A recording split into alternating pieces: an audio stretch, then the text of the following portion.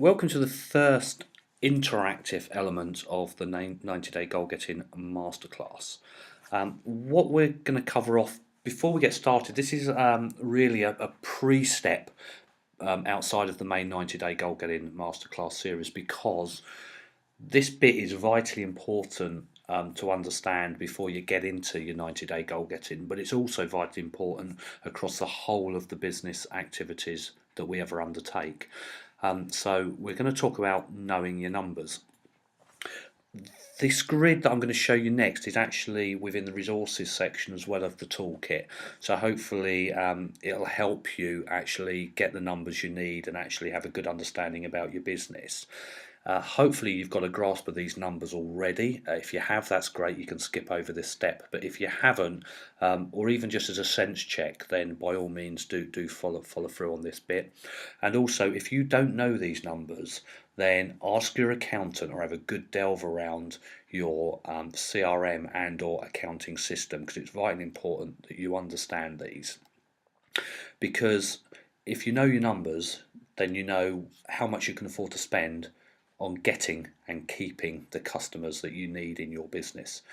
Most businesses think about customer numbers, particularly big corporates, in a 1 year process, i.e. they think a customer's worth £1 to me or $1 to me this year, as such I can spend 90 cents or 90p getting them. The reality is a customer may stay with you for 4 years, 5 years, 10 years, whatever it is. So once you know that number in terms of what a customer's worth to you and how long they stay with you, then normally you're ahead of your game in understanding your business compared to your competitors, which normally means you can outspend them. So for example, the sorts of things that you should be looking at, and I'm going to use my pointer here a little bit to give you an idea, but you need to understand your business forensics. And the reason you need to understand your business forensics is around your customer values. Ideally it's by product or service. If you know what your top 10 products are, if you can really get under the skin of your numbers, you'll be able to have this data and these statistics by each individual product or each individual service. But as a top line point, an average is fine at a top level. However, once you get really smart and into knowing your numbers, you can really break it down into each individual product, as I just mentioned, or service that you offer, because then you know what's making you your money and where you should put your efforts in. Because the old adage is very true today, as it always has been. The 80-20 rule: you're going to get 80% of your profitability from 20% of your products, and you're going to get 80% of those product sales from 20% of your customers or your clients, depending on how you define who your customer client relationships sit. But you need to really understand who's profitable and who's not, what's profitable and what's not, in terms of what brings you your biggest margin, what brings you your biggest benefit. And that then enables you to upsell and cross-sell before firing a client or a customer. And where this comes in, within our businesses, it was really interesting. We did a profitability study, and we found that 20% of our customers, surprisingly, I think it was about 19% in true sums, but roughly 20% of our customers were losing us money.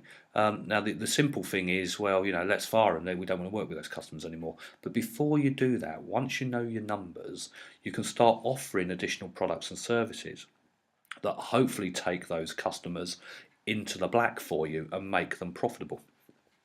And the reason you want to try and keep customers first before you exit and walk away, unless they're causing you other pains outside of purely the finances, is that you've spent money and effort getting those customers. The old adage of, it's 5 times more expensive to get a new customer as it is to keep an existing one or sell more stuff to an existing customer stroke client is still very true today. And as such, don't give up those customers and clients that you spend a lot of money and time and effort in getting too easily. So we want to understand what our customer values are and what our customer profitability is. We want to know at a top line level what our gross sales are for our key customers and an average. We need to understand what it costs us to provide those products, services, raw materials for making the stuff, if that's what we do, and also hence what the net profit is before overheads and also after overheads, so we can get a really good understanding of our customer value to us. Another really smart analysis is how long does your average customer stay with you? Because if your average customer only transacts with you once, i.e., you're a double glazing company, then clearly you know that if your average installation is £10,000 or dollars, and it costs you £5,000 or dollars to manufacture the windows, then you know quite easily what your average transaction value is. However, if you're not a double glazing company but you supply cars, and that customer buys from you, he has 100 sales reps on the road, and he buys from you on average, he or she buys from you on average 2 cars a month, and they've been with you for 5 years, then that's clearly a very different analysis in terms of the value of that customer to your business.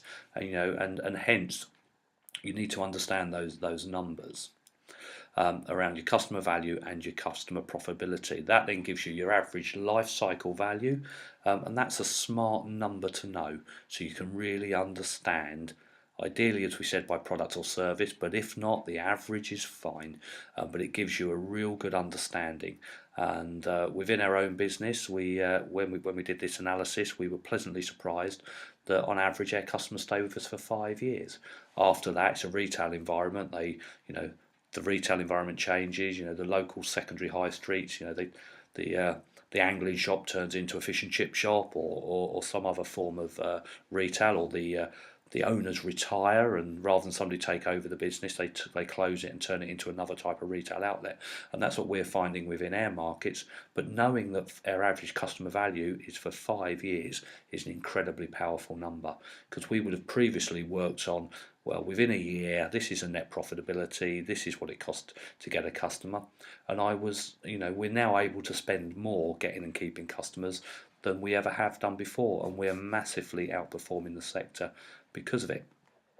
Hopefully you found that of interest, and hopefully you can now get onto your accountant, or get into your Sage or your Xero or whatever system you use, and actually start getting out of it some valuable numbers in terms of what a customer and a product is worth to you, your average life cycles, and as such how much you can afford to spend and invest on getting and keeping customers, because that will become a really useful number to know as you get into your goal getting program, because the last thing you want to be doing is going getting lots of customers or lots of clients that aren't profitable for you, and also having a grand plan where you're going to go out and do a range of marketing, and you need to know what you can afford to spend.